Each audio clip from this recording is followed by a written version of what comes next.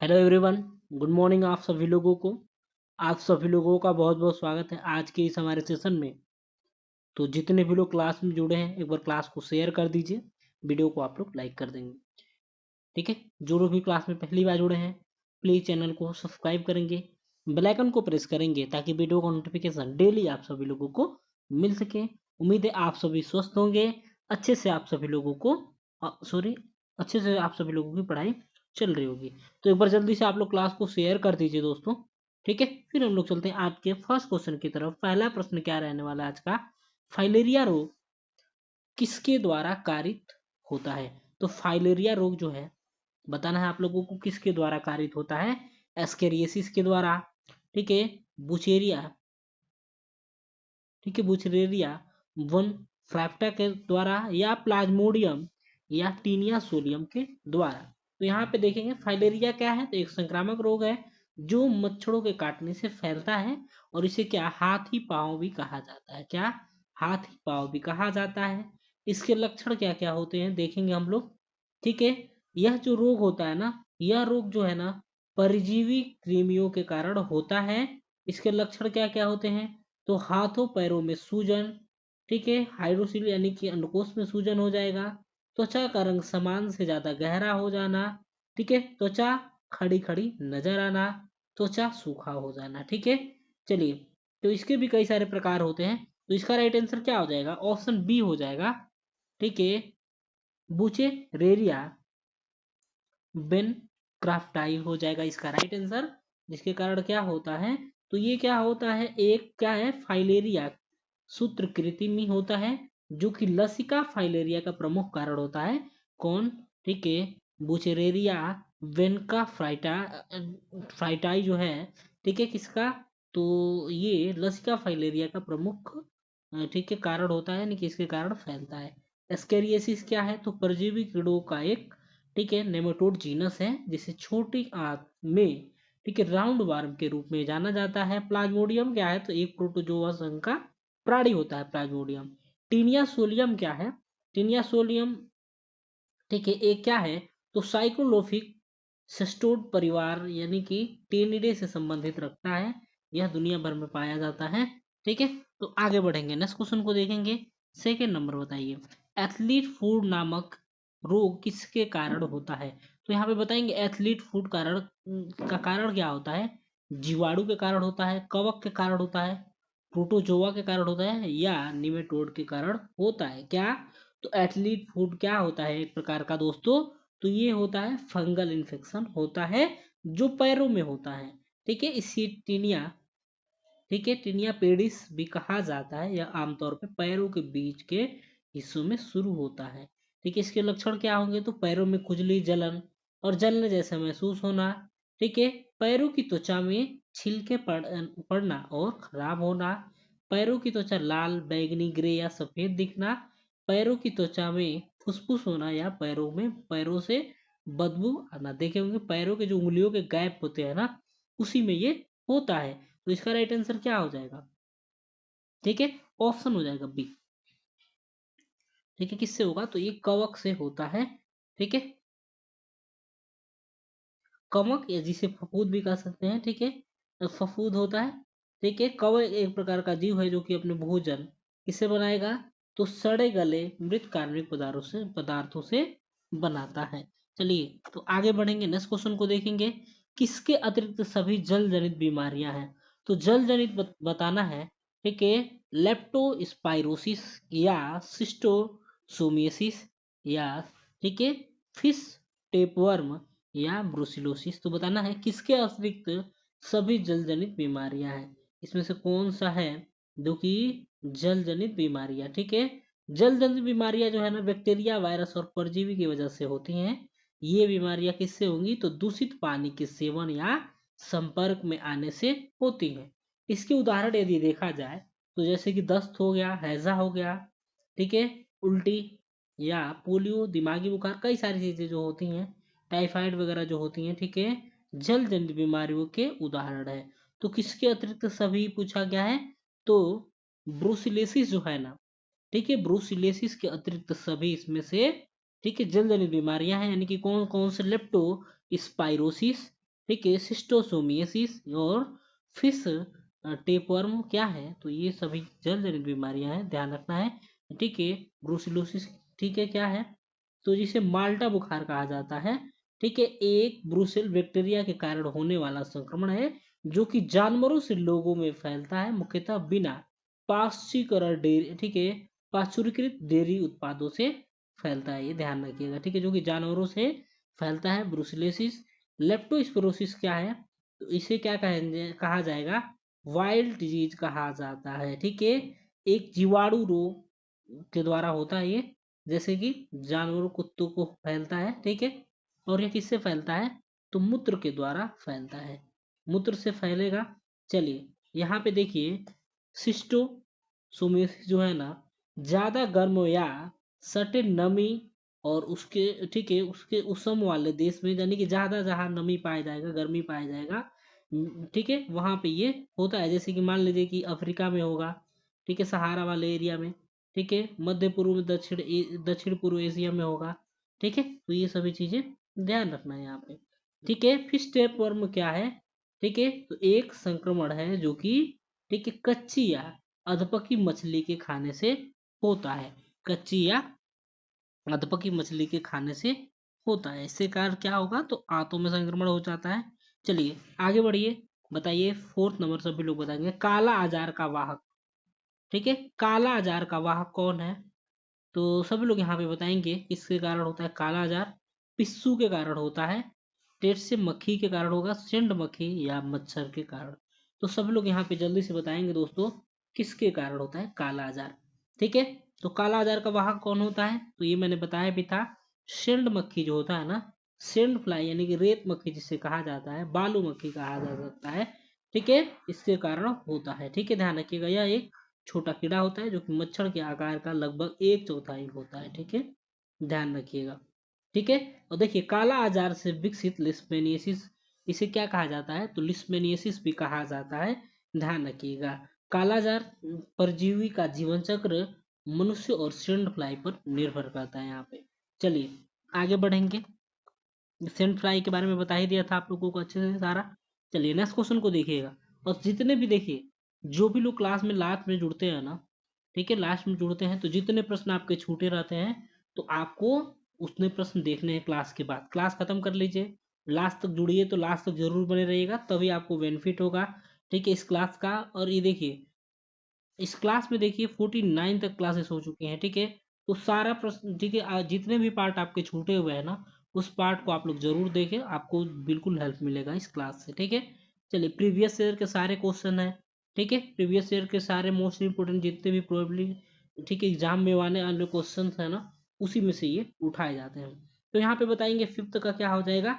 और देखिए comment box में, जो लोग बाद में क्लास को देखते हैं, लाइव कमेंट नहीं कर पाते हैं, तो आप लोग क्या करिए ना, वीडियो को पॉज करके कमेंट बॉक्स में अपना आंसर जरूर दीजिएगा, ताकि मैं देखता रहता हूँ कि कितने लोग आंसर किए हुए हैं। किसके अतिरिक्त सभी ग्रास रूट स्तरीय कार्य करता है, तो ग्रास रूट स्तरीय कार्यकर्ता इसमें से कौन है, सभी लोगों को बताना है।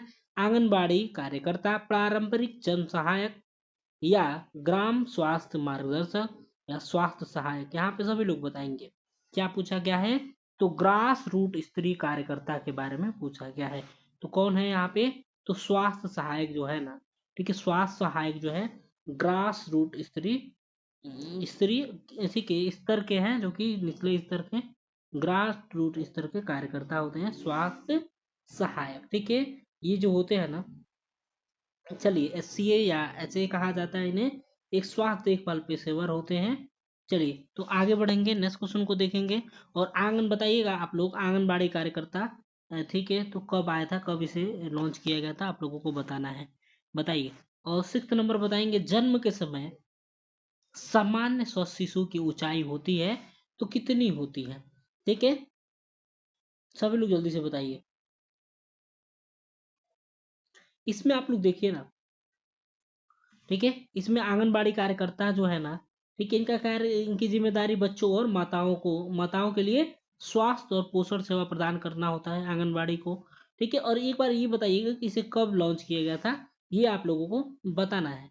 पारंपरिक जन्म सहायक यानी कि TBA क्या है, तो पारंपरिक प्रसव परिचारिका इसे भी कहा जा सकता है, तो गर्भावस्था और प्रसव के दौरान माँ की देखभाल करने वाली व्यक्ति होती है, जिसे टीबीए कह सकते हैं।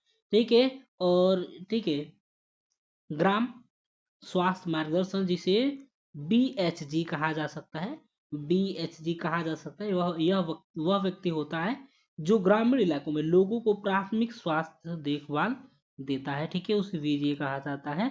ठीक है, चलिए, तो ये आपको राइट आंसर था ना। ठीक है, ऐसे था आप लोगों का राइट आंसर स्वास्थ्य सहायक। यहाँ पे बताएंगे ऊंचाई क्या होती है बच्चे की, सभी लोगों को बताना है। ठीक है, सभी लोग बताएंगे। ठीक है, तो 16 से 18 इंच होगा, 18 से 20 हो जाएगा, या सभी लोग यहाँ पे बताएंगे 20 से 40 इंच, या 8 से 10 इंच। तो क्या हो जाएगा यहाँ पे, सभी लोगों को पता है, ये आसान हलवा क्वेश्चन है आप लोगों के लिए, और वो भी गाजर का। ठीक है, तो बहुत ही आसान क्वेश्चन है आप लोगों के लिए। तो ऑप्शन बी हो जाएगा, 18 से 20 इंच हो जाएगा, यानी कि कई जगह देखेंगे ना। ठीक है, इंच पूछा गया है, 50 सेंटीमीटर या 19 इंच आप लोगों को देखने को मिलेगा। 50 सेंटीमीटर या 19 इंच आप लोगों को देखने को कई जगह देखेंगे, तो आप लोगों को, ठीक है, 19 से 3/4 इंच आप लोगों को देखने को मिलेगा। यह लंबाई सिर के ऊपर और पैर की एड़ी तक मापा जाता है। ठीक है, सिर के ऊपर वाले भाग से और पैर के एड़ी तक मापा जाता है। आगे बढ़िए, यहाँ पे बताइए, बताएंगे झिल्लियों के फटने के पश्चात नर्स के लिए क्या प्राथमिक आकलन है। तो सबसे पहले क्या आकलन करेगी, ठीक है, जब झिल्ली फटेंगे, ठीक है, झिल्लियों के फटने के पश्चात नर्स सबसे पहले क्या आकलन करेगी, आप लोगों को बताना है जी, सभी लोग बताएंगे। 7 का, 7वां का बताइए क्या हो जाएगा। तो सभी लोग बताएंगे, तो ऑप्शन हो जाएगा यहाँ पे, प्रसूति रक्तदाब, गर्भस्थ शिशु हृदय दर, या श्रेणी जात। तो क्या हो जाएगा, पेल्विक एग्जाम। तो क्या हो जाएगा यहाँ पे, सबसे पहले क्या करें, गर्भस्थ शिशु के हृदय हृदय दर को, यानी कि फेटल हार्ट रेट को झिल्लियों के फटने के तत्पश्चात नर्स का प्राथमिक आकलन क्या होगा, फेटल हार्ट रेट का आकलन करना। ठीक है जी, आगे बढ़िए, नेक्स्ट क्वेश्चन को देखेंगे। 8 नंबर बताएंगे, कौन सा पारिभाषिक शब्द, टर्म, जो शब्द है ना, गर्भस्थ शिशु के अवतरण की श्रेष्ठ व्याख्या करता है। तो गर्भस्थ शिशु की अवतरण की श्रेष्ठ व्याख्या इसमें से कौन करता है, सभी लोग जल्दी से बताएंगे, फटाफट से आप लोग आंसर करिए। फैलाव, दशा, स्थिति या प्रस्तुति। तो क्या हो जाएगा दोस्तों, सबसे, ठीक है, आंसर, इसका राइट आंसर क्या हो जाएगा, तो दशा हो जाएगा, ऑप्शन बी हो जाएगा कि किस दशा में है। ठीक है, जो कि टर्म जो है गर्भस्थ शिशु के अवतरण की श्रेष्ठ व्याख्या कौन करता है, तो दशा यानी कि सेशन करता है। चलिए आगे बढ़िए, नेक्स्ट क्वेश्चन को देखेंगे। पीड़ा युक्त मासिक स्राव कहलाता है, पीड़ा युक्त मासिक स्राव कहलाता है, मेनोरेजिया कहलाता है, ठीक है, डिस्मेनोरिया कहलाता है, एमिनोरिया कहलाएगा, या ठीक है, पोस्टेग्लैंडिन का अल्प निर्माण कहलाएगा। तो सभी लोग बताएंगे, एक बार क्लास को आप लोग शेयर करिए, पीड़ायुक्त मासिक चक्र क्या कहलाता है। ठीक है, सभी लोग बताएंगे। ठीक है, ठीक है, सभी लोग एक बार जल्दी से आंसर करेंगे। ठीक है, तो क्या हो जाएगा यहाँ पे, 9th का ऑप्शन बी हो जाएगा, डिसमेनोरिया हो जाएगा आप लोगों का राइट आंसर। क्या होगा, तो डिस्मेनोरिया, जिसे पीड़ा युक्त मासिक स्राव कहा जाता है, पीड़ा युक्त मासिक स्राव कहा जाता है। डिस्मेनोरिया जो है ना, यानी कि एक दर्दनाक अवधि होती है, इसमें क्या होगा, भारी प्रभाव, ठीक है, थक्के निकलने, गर्भाशय फाइब्राइड या एंडोमेट्रियोसिस जैसे सामान्य कारणों सहित मासिक धर्म के साथ ऐंठन और श्रोणि में दर्द जो होता है, जिसे क्या कहेंगे, तो डिस्मेनोरिया कहा जाता है। मेनोरेजिया, ठीक है, यहाँ पे देखिए, मेनोरेजिया माहवारी के साथ योनि से लंबे समय तक या बहुत ज्यादा खून बहना, जिसे मेनोरेजिया कहा जाता है। एमिनोरिया, ठीक है, ठीक है, सॉरी, यहाँ पे देखिए, मेनोरेजिया जो है लंबे समय तक भारी, ठीक है, भारी मासिक स्राव, सॉरी, मासिक धर्म अवधि के द्वारा वर्गीकृत किया जाता है, जो कि कितने दिनों तक मोस्टली रहता है, तो 7 दिनों तक रहता है। ठीक है, ये देखने को ठीक काफी लंबा समय रहेगा। ठीक है, रहता है। एमिनोरिया सभी लोग बताएंगे, एमिनोरिया क्या होता है, तो मासिक धर्म का अभाव, जिसे एमिनोरिया कहा जाता है। ठीक है, तो चलिए, एमिनोरिया क्या है, मासिक धर्म यानी कि पीरियड की अनुपस्थिति के लिए किया जाता है एमिनोरिया शब्द का प्रयोग। चलिए आगे बढ़ेंगे, नेक्स्ट क्वेश्चन को देखेंगे। 9th नंबर बताएंगे, प्रसव पश्चात माँ के स्तनों से होने वाला श्रावण क्या कहलाता है। तो प्रसव के पश्चात माँ के स्तनों से होने वाला स्राव कहलाता है, ठीक है, सेडोस्ट्रम कहलाता है, कोलोस्ट्रम कहलाता है, लोकिया या लिकोरिया कहलाता है। तो सभी लोग यहाँ पे बताएंगे जल्दी से, ठीक है। तो क्या हो जाएगा, ऑप्शन बी राइट आंसर हो जाएगा ना, ऑप्शन बी हो जाएगा। कोलेस्ट्रम जो है, कोलेस्ट्रम नवजात शिशु के जन्म के तुरंत बाद मनुष्य और अन्य स्तनधारियों के स्तन ग्रंथियों के द्वारा उत्पादित दूध का पहला रूप जो होता है, ठीक है, उसे कोलेस्ट्रम कहा जाता है, ध्यान रखिएगा, ठीक है। चलिए यहाँ पे, ठीक है, सेडोस्ट्रम की बात हुआ है तो ये क्या है, तो हड्डी में संक्रमण के कारण सूजन वाले स्राव के कारण, ठीक है, अंतः मस्तिष्क दबाव में वृद्धि से होता है, ये ध्यान रखिएगा। लोकिया क्या है, तो लोकिया प्रसव के बाद होने वाला योनि स्राव होता है। तो ये बताइए, ठीक है, कितने कितने प्रकार होते हैं लोकिया के, आप लोगों को बताना है। लोकिया के कितने प्रकार होते हैं आप लोग कमेंट बॉक्स में बताएंगे, ठीक है।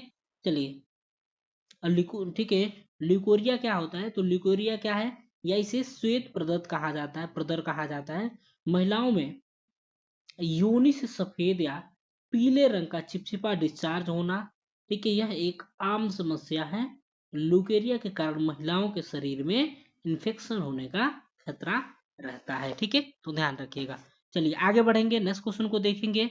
बताएंगे प्रसव के कौन से चरण में प्लेसेंटा डिलीवर होता है, तो कौन से स्टेज में होता है प्लेसेंटा डिलीवर, आप लोगों को बताना है। प्रसव के कौन से चरण में प्लेसेंटा डिलीवर होता है, प्रथम चरण में, द्वितीय चरण में, तृतीय चरण में, चतुर्थ चरण में, कौन से स्टेज में होता है सभी लोगों को पता होगा, ठीक है, आसान क्वेश्चन है। तो कौन से स्टेज में, प्रसव के तीसरे चरण में जो है, ठीक है, तृतीय चरण में क्या होता है, तो प्लेसेंटा डिलीवर होता है। यह चरण बच्चे के जन्म के बाद शुरू होता है। कब होता है, तो बच्चे के जन्म के बाद शुरू होता है। यह आमतौर पर बच्चे के जन्म के 5 से 15 मिनट के अंदर अलग हो जाता है, प्लेसेंटा अलग हो जाता है, यहाँ पे ध्यान रखिएगा, ठीक है। प्लेसेंटा जो है 5 से 15 मिनट के अंदर अलग हो जाता है। प्लेसेंटा को बाहर निकालने में मदद करने के लिए आपको जोर लगाने को के लिए कहा जाता है, जो माता होती हैं उनको जोर लगाने के लिए कहा जाता है, ठीक है। और देखिए प्रसव के पहला चरण जो है, ठीक है, क्या हो, गर्भाशय ग्रीवा का धीरे धीरे खुलना, ठीक है, पहला चरण क्या है, तो गर्भाशय का धीरे धीरे खुलना, ठीक है, गर्भाशय का धीरे धीरे खुलना पहला चरण होता है। बच्चे का जन्म जो है ना दूसरे चरण में होता है, बच्चे का जन्म जो होता है दूसरा चरण होता है। तृतीय चरण कौन सा होता है, तो ये प्लेसेंटा का पृथक्करण और जन्म, प्लेसेंटा का पृथक्करण और जन्म जो होता है ना तीसरा चरण होता है जन्म के बाद, ठीक है। और देखिए चौथा चरण क्या है, तो जन्म के बाद के पहले 2 घंटे चौथा चरण होता है, ठीक है। चौथा चरण कौन सा होता है, तो प्लेसेंटा के डिलीवर को क्या कहा जाता है, जब प्लेसेंटा डिलीवर होता है तो उसे तृतीय चरण कहा जाएगा, ठीक है, उसे तृतीय चरण कहा जाएगा, वो जन्म के 5 से 15 मिनट के अंदर होता है। और चतुर्थ चरण जो होता है जन्म के बाद के पहले 2 घंटे को कहा जाता है चौथा चरण, ध्यान रखिएगा। आगे बढ़िए, बताइए पेप स्मेयर का प्रयोग किसकी पहचान के लिए किया जाता है, तो 12th का आप लोग बताइए। पेप स्मेयर, पेप स्मेयर क्या है, तो पेप स्मेयर गर्भाशय ग्रीवा में होने वाले कैंसर से जुड़े बदलाव की पहचान के लिए किया जाता है। यह परीक्षण जो है गर्भाशय ग्रीवा के कैंसर या कैंसर से पहले की स्थिति का पता लगाने में मदद करता है। तो क्या हो जाएगा आप लोगों को पता चला, मैंने बताया ऑप्शन सी हो जाएगा, सर्वाइकल कैंसर हो जाएगा ना, यहाँ पे क्या होगा, ऑप्शन सी यानी कि सर्वाइकल कैंसर हो जाएगा, ठीक है। देखिए सर्वाइकल या ग्रीवा कैंसर जो होता है ना गर्भाशय के सबसे निचली भाग, गर्भाशय के मुख यानी कि सर्विक्स का एक घातक कैंसर होता है। गर्भाशय के सबसे निचले हिस्से का एक घातक ट्यूमर जिसे, ठीक है, क्या कहा जाएगा, पीएपी स्मीयर स्कैनिंग या पीएचपीवी, ठीक है, वैक्सीन के द्वारा इसे रोका जा सकता है। इसके लक्षणों में क्या होते हैं, तो 2 पीरियड के बीच में और 6 के बाद रक्तस्राव का प्रमुख कारण होता है। सब ठीक है, इसमें क्या होगा, सफेद बदबूदार स्राव, ठीक है, पीठ के नीचे वाले हिस्से या पेट के निचले भाग में दर्द हो सकता है इसमें, ठीक है, ये क्या होते हैं प्राथमिक लक्षण इसके होते हैं, ठीक है। ओवेरियन कैंसर क्या होता है, तो महिलाओं में अंडाणु बनने वाली ओवरी यानी कि अंडाशय का कैंसर कहा जाता है, ठीक है। अंडाशय का कैंसर का अक्सर पता चलता है जब यह पेल्विस और पेट में फैल चुका होता है, तब पता चलता है। इस आखिरी स्टेज में अंडाशय के कैंसर का इलाज ज्यादा मुश्किल होता है और यह जानलेवा भी हो सकता है, ध्यान रखिएगा। ठीक है। एंड्रोमेट्रियम कैंसर क्या होता है, तो इसे क्या कहेंगे, गर्भाशय का कैंसर कहा जाता है। यह एक तरह का कैंसर है जो कि गर्भाशय यानी कि यूट्रस के अंदरूनी परत में शुरू होता है, गर्भाशय का, यानी कि एंड्रोमेट्रियम कैंसर। ठीक है। ब्रेस्ट कैंसर आप लोग पता ही है, सबसे ज्यादा होता है यह कैंसर जो कि ठीक है, स्तन के ऊतकों में होता है, उसे ब्रेस्ट कैंसर कहा जाता है और यही सबसे ज्यादा पाया जाता है। चलिए आगे बढ़िए, बताइए पेल्विस के निम्नलिखित में से कौन सा सबसे बड़ा व्यास है। तो सबसे बड़ा डायमीटर कौन सा होता है, ठीक है, अग्र पश्च होगा, पार्श्वी होगा, ठीक है, तिर्यक होगा, या सभी समान हो जाएगा। तो यहाँ पे क्या हो जाएगा दोस्तों, सभी लोग बताएंगे 13 का। तो 13 का क्या हो जाएगा, ऑप्शन ए होगा, अग्रपश्च हो जाएगा, यानी कि एंट्रोपोस्टेरियर हो जाएगा। ठीक है। कौन सा सबसे बड़ा व्यास होता है, तो एंट्रोपोस्टेरियर जो होता है ना, ठीक है, ये सबसे बड़ा व्यास होता है किसका, पेल्विस का। ठीक है, ध्यान रखिएगा। चलिए आगे बढ़िए, नेक्स्ट क्वेश्चन को देखेंगे। 14 नंबर बताएंगे, सर्वाइकल कैंसर का प्राथमिक लक्षण। अभी मैंने आप लोगों को बताया ना, ठीक है, बहुमूत्रता, ठीक है, अनियमित माहवारी, भूख का न लगना, सिर दर्द, तो ये सब होंगे नहीं ना आपके। ठीक है, ये तो आपका होगा नहीं, सिर दर्द तो होगा नहीं, भूख का न लगना ये तो आपका होगा नहीं, पोलियूरिया होगा नहीं, तो अनियमित माहवारी हो जाएगा। ठीक है, अनियमित माहवारी जो है ना, ठीक है, योनि से असामान्य रक्तस्राव भी कह सकते हैं। ठीक है, जो कि इसके बहुत सारे लक्षण होंगे। ठीक है, प्राथमिक लक्षण अनियमित माहवारी हो जाएगा। ठीक है, ये देखिए, योनि से बदबूदार निर्वहन, या ठीक है, पेट के निचले हिस्से में दर्द, पीठ के निचले हिस्से में दर्द, पैरों में सूजन, मूत्र पथ का अवरुद्ध हो जाना, वजन में कमी, भूख न लगना, संभोग करते समय दर्द। ठीक है, तो ये सभी चीजें क्या है, सर्वाइकल कैंसर के लक्षण है। लेकिन प्राथमिक लक्षण अनियमित माहवारी यहाँ पे हो जाएगा। ठीक है, चलिए, माहवारी कभी कभी ना होना, देर से होना, ठीक है, या अनियमित समय पे होना, कभी, ठीक है, कभी कम और कभी ज्यादा मात्रा में असामान्य रूप से खून निकलना, जो कि अनियमित माहवारी है। तो ये यदि में से, ठीक है, किसी को प्रॉब्लम है तो उन्हें टेस्ट करवाना चाहिए सर्वाइकल कैंसर के लिए। ठीक है, पापिस, ठीक है, अभी मैंने बताया पेप टेस्ट। ठीक है, चलिए आगे बढ़िए, लास्ट क्वेश्चन को देखेंगे, बताएंगे निम्नलिखित में से कौन सी लंबे समय तक काम करने वाली, ठीक है, दवा नहीं है।